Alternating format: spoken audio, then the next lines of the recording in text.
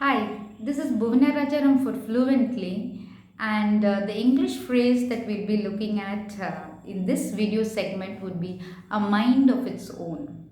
Last evening, during my evening walk, normally my pet dog Alu accompanies me, and she was hanging around with me for a while, and then she decided to run back home. Since we are in the same neighborhood, I allowed her to go back home, and I continued with my walk. And one of my co-walkers, when he bumped into me, he asked me, "Where is your dog? Where is your pet dog?" And then I said, "No, she decided to go back home." And that's when he made an interesting comment of, "She seems to be having a mind of her own." True that, I told myself, and then it just struck me after that I've been not using this phrase for a while now, and so I just kind of went back and looked it up and refreshed my memory on what this is all about. And the meaning goes as someone who's not influenced by others and forms his or her opinions by themselves.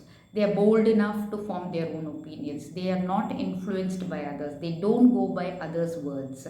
So they like to make their own decisions and make their own opinions. In fact, when I looked it up, it also was referring to inanimate things. Like, for instance, that part of a machinery keeps working at its own free will. It seems to be having a mind of its own. Like, for instance, you could say the air conditioner.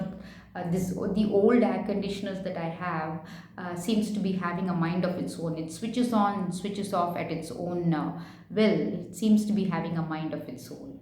So it's a simple phrase, and I thought we should be using this more often.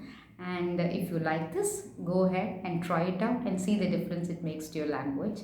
Like I always say, stay in love with the English language, and I'll be circling back to you with more words and phrases. Bye bye, take care.